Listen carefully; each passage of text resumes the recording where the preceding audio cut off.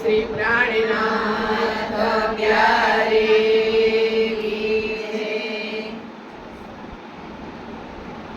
प्यारे सुंदर साथी महामती श्री प्राणनाथ जी अखंड परम धाम के अखंड नींद लईने आव्या भारतनी आ परम पवित्र भूमि पर प्राणी मात्रनो उद्धार करवा माटे जन जन सुधी आ संदेश पहुंचाड़वा माटे कि क्या देखी रे दुनिया जो इनको ना करे अखंड।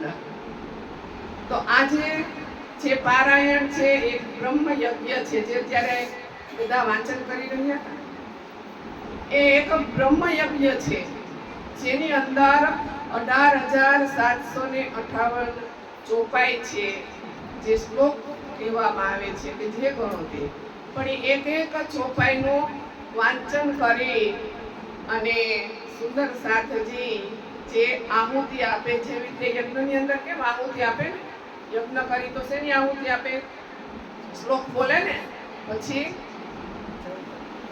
केनी आहुति आपे एने यज्ञ ने चालू राखवा माटे एम मतलब तो श्लोक बोले ने के जेनाथी शुं थाय वातावरण शुद्ध थाय ने हवानेथी वातावरण शुद्ध थाय पण आ जे वाणी छे ने ई वाणी अनमोल छे आ संसारनी अंदर आ वाणी आवी आ जगतनो उद्धार करवा माटे जगतनी अंदर जे કેટલા જીવ છે ને એ બધા જ જીવને ઉદ્ધાર કરવા માટે ને બધા જ ને અખંડ સુધી લઈ જવા માટે। તો આ વાણીનો જે શબ્દ જે કોઈ જીવ સાંભળશે ને તો એ જીવનો પણ શું થઈ જશે ઉદ્ધાર થઈ જશે અને ત્યાં જે સેવા છે ને એ સાક્ષાત સ્વરૂપ છે એ કોઈ પુસ્તક નથી એની અંદર એક સ્વરૂપ છે કારણ કે પૂજા શેની થાય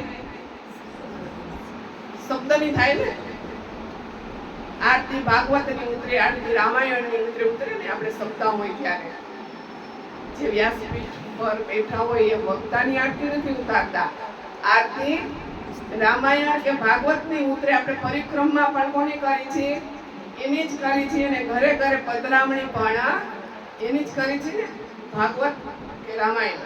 तो आ एक स्वरूप साहेब छे के जेनी अंदर 18,758 ચોપાઈ છે स्वरूप खुद पूर्ण ब्रह्म परमात्मा નું स्वरूप છે જેવી રીતે કૃષ્ણ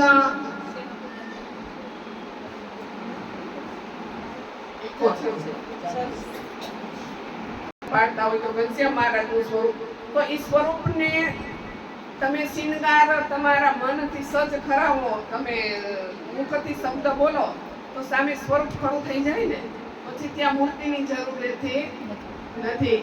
જેવી રીતે આપણે બોલીએ છીએ કે સ્વરૂપ સુંદર સનું ફૂલ સકોમલ રૂપ દેખ નૈના ખોલ નૂર જમાલ.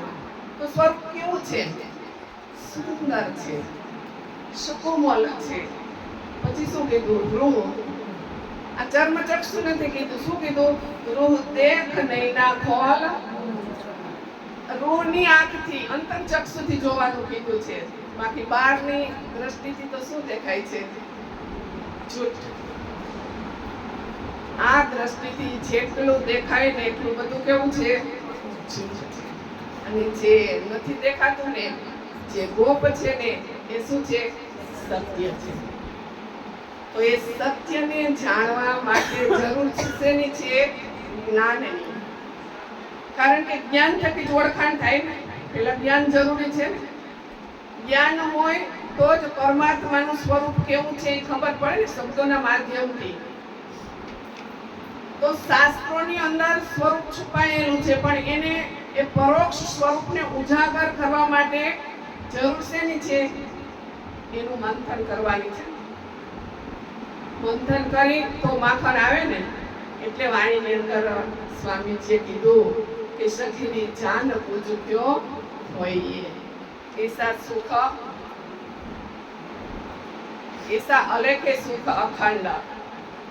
કે જાનબૂજ ક્યો ખોઈએ? બધાને ખબર પડી ગઈ ને પરમધામ ક્યાં છે, કેવું છે, એમાં રહેવાવાળા કેવા છે, સ્વરૂપ કેવું છે, શું કરે છે, નામ રૂપ લીલા અને ધામ.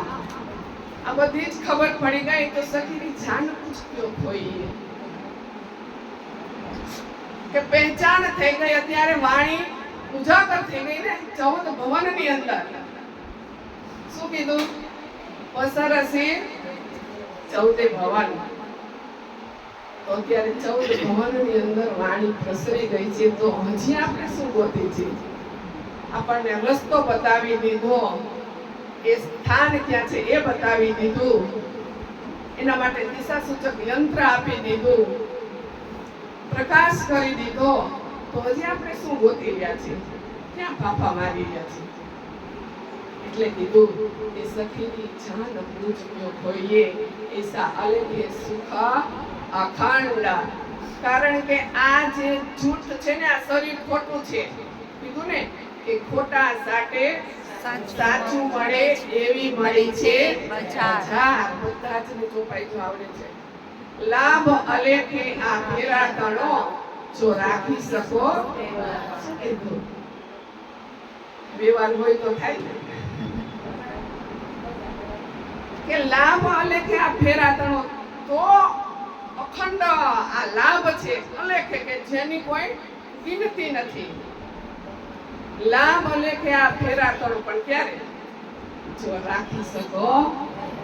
અંકુર સોયક નિસ્બત માહે બસર જલા નૂર.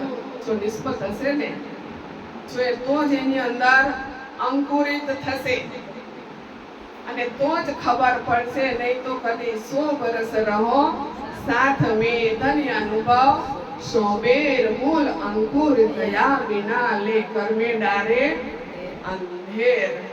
કીધું ને કે સાથ માહે સૈયા ધામ કે ઈમાન વાલે સિરદાર. કે સુંદર સાથ તો બહુ છે, લાખો કરોડો છે, પણ શું કીધું? જેને જો જીવને તારતો મેળો છે, ઈશ્વરીને મેળો છે, બધા સુંદર સાથની અંદર આવરી લેવામાં આવ્યા છે. પણ શું કીધું? કે સાથ માહે સૈયા ધામ કે ઈમાન વાલે સિરદાર. કે સુંદર સાથ તો બહુ છે, પણ એમાં ઈમાન વાલી છે ને, જેને વિશ્વાસ છે. ઈમાન મતલબ વિશ્વાસ. સુંદર સાથથી આ સંસારની અંદર મહત્વમાં હોય ને તો 2 વસ્તુ, એક શ્વાસ અને એક વિશ્વાસ. કારણ કે વિશ્વાસ વગર નકામું છે ને. અને એક શ્વાસ, કારણ કે તેરી ગિનતી બાંધી શ્વાસ છે. શ્વાસ આરે ગિનતી આપણી આયુષ્ય બંધાઈ ગઈ ને, કે ન જાણે શ્વાસ કો આવવાનો હોય ન હોય. જ્યારે શ્વાસ ઉપર નિયંત્રણ આવી જાય ને સુંદર સાથ, તો મોતની પણ ખબર પડી જાય છે. જે મોટા મોટા ઋષિમુનિઓ થઈ ગયા ને એની શ્વાસની સાથે નિયંત્રણ કરે, શ્વાસ આવે જાય. એટલે સ્વામીજીએ કીધું ને કે શ્વાસ શ્વાસ નીચે નામ જપો વૃદ્ધા શ્વાસ મત હોય, ન જાણે એ શ્વાસ કો આવન હોય ન હોય. તો આ એક એક ગળી કેવી છે, આપણે વર્ષોથી ગાય ને કે તારી એક એક પલ જણી લાખની, તું તો મારા રે જપી લે મારા રાજની. તમારી જેની કેવી હોય એને કહેવાય. હા, કે એક એક પલ કેવી છે સુંદર. અત્યારે જે આપણે બેઠા છીએ ને એ પલ બહુ અનમોલ છે. એટલે જ કીર્તનમાં મસ્ત ગાયું છે ને કે સજની ટાણો આવ્યો રે પવજલ તરવાનું, મોંઘો માણસ અવતાર ફરી નહીં માડે આવો સત્સંગ. આના એક એક શબ્દ એટલા સરસ છે ને કે સજની આરે ચોરૈયા યમરૂત લાગના, ફરી નહીં માડે આવો ડાયા, દિલમાં વિચારો સત્સંગ કીજી. એ સજની આરે ચોઘડિયા